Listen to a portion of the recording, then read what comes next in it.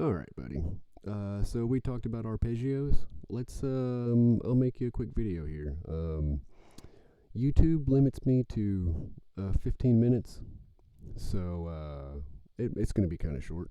I've made videos before for people, and it's not too hard. Going forward, we're going to take a look at arpeggios, right? Arpeggios are just chord tones that we pick out, whether they be in a random sequence or along the actual chord itself, you know. Let's see. And we'll jump right into the tablature. If tablature is new to you, I recommend learning it. I think you should already know it. You seem like you might already know it. So the two scales we'll be dealing with are C major and the C major chord, right? And then we have A minor and the A minor chord. So every major has a minor relative, and every minor has a major relative. A minor is the C major relative, and then vice versa. And then so on and so forth through the various keys. So we have our C major scale, looks like this.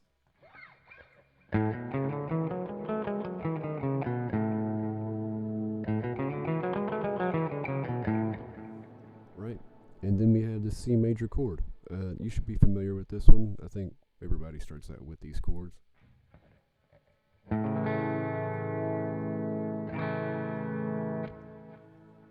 That's the dust in the wind chord, if you don't know that one. And then going forward, we have the A major scale, A minor scale and the A minor chord. So A minor sounds like this.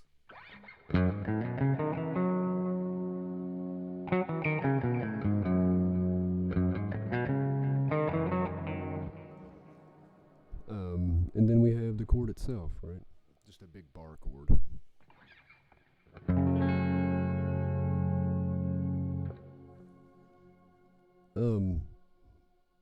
Don't worry if you can't play this configuration. There's like 1,000 different ways to play any certain scale in a key. Whether you be lower on the neck, higher on the neck, and your octaves. So, with that primer being said, let's talk about major and minor shapes.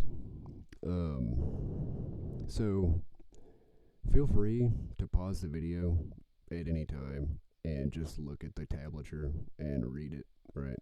Or just try to pick out the scale itself. I'm sure you're familiar with this stuff, and it's pretty basic, I just wanted to give you my insight into it. Going forward, let's look at these two measures. So this measure here, this is an A minor chord in first inversion. So we have 1, 3, 5, right? So root, third, fifth.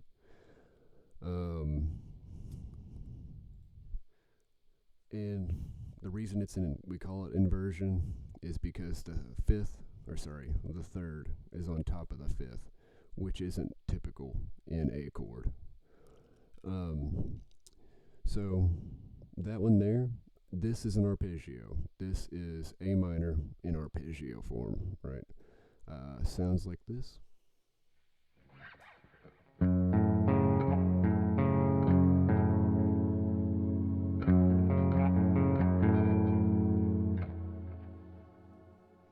Right, super straightforward.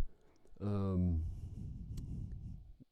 then going beyond that one, in the second measure there, we have the standard C major chord in arpeggio form, right? Everything is just picked out, and this time everything's just done sequentially. I mean, you can kind of just mess around with the groups and kind of the picking patterns and do whatever you want. But that second measure sounds like this, right?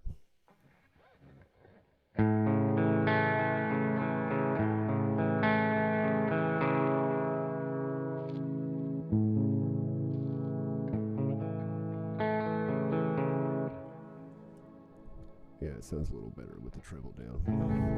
Yeah, I like that. Okay. So we have those two. So we've gone recap. We have our C major and its chord, A minor and its chord, and then we have the two of them in arpeggio form in a different form, right?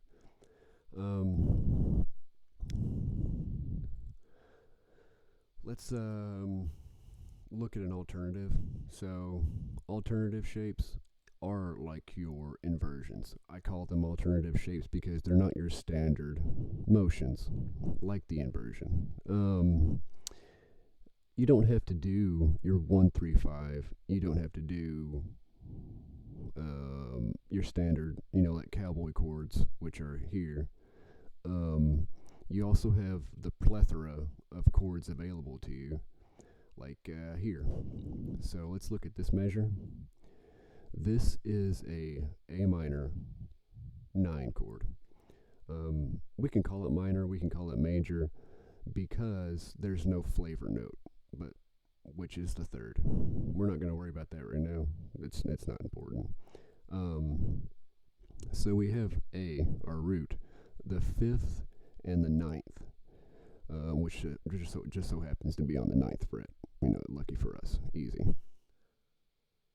So the 9th is basically just the second in the octave above. That's all that means. You'll hear or you'll read about chord extensions like 9th, 11th, 13th, all that shit like that. This is just the second in the octave above, right? Which it's going to sound like this.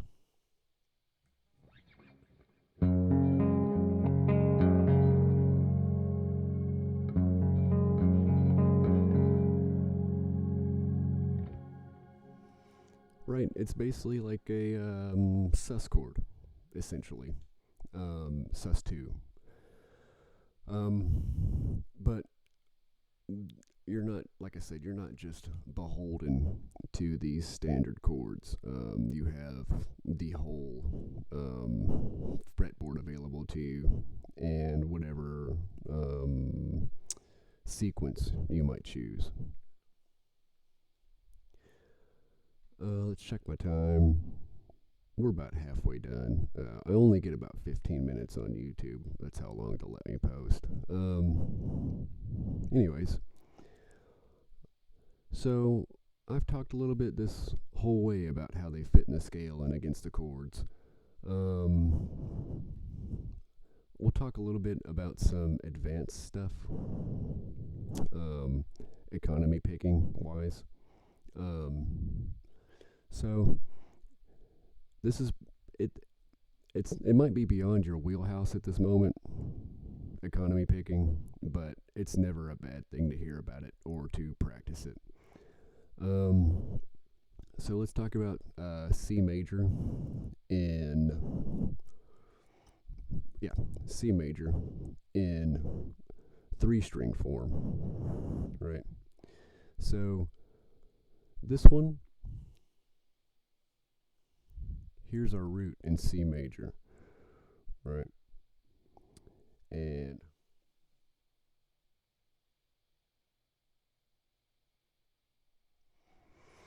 I'm just playing the inversion once again.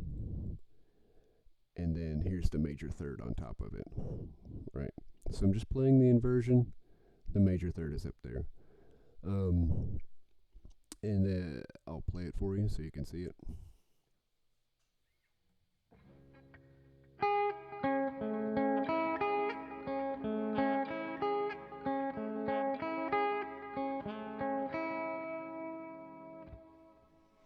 This is a major third stretch right here, so it might be difficult to get at first, but it's a really great sound. I I like that sound, the major third change.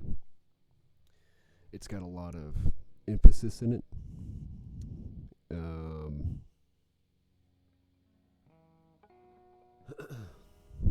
And this might be a little bit wonky as well. You might want to use two fingers for it. You might want to just bar it.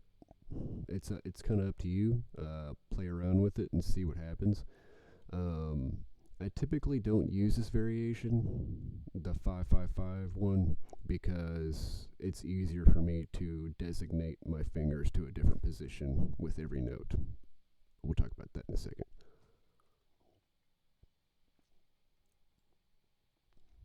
Second up, following in line with our ideas here, we have A minor. Right. Once again, we have our root, the inversion, and the minor third above. Right. Root, inversion, minor third above. Right. It looks like this.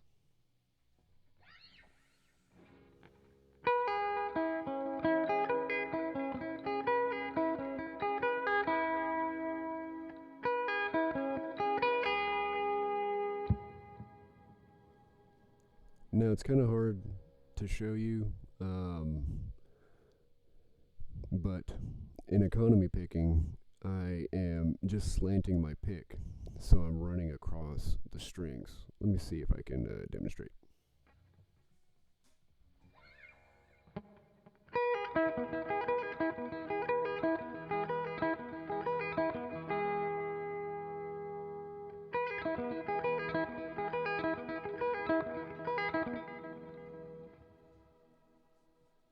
Right, it's kind of hard to see, but you can always Google economy picking, and you can watch videos on it where people are going to be able to show you better and more clearly.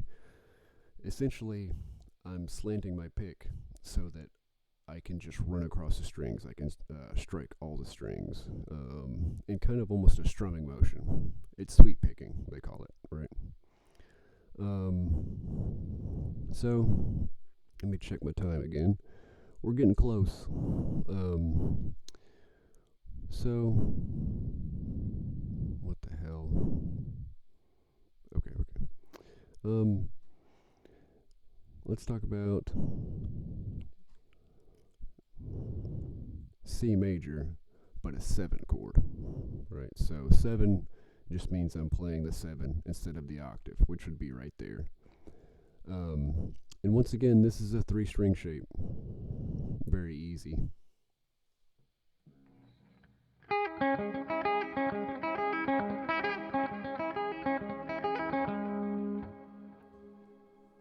Right.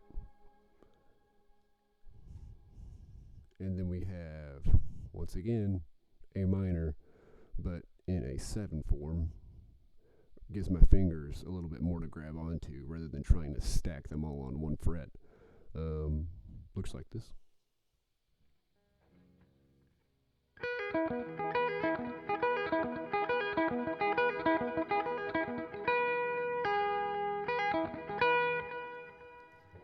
Right. These may be easier shapes for you. So try them out. Right, just these are the ones I recommend you start with, 3-string shapes, and then you can move on to 5-string shapes. Right. I'll leave it here for a minute so you can see the 5-string shape and just try it yourself. Right. But that's all the time I've got. Let me know if you liked the video. I can always make more. Right.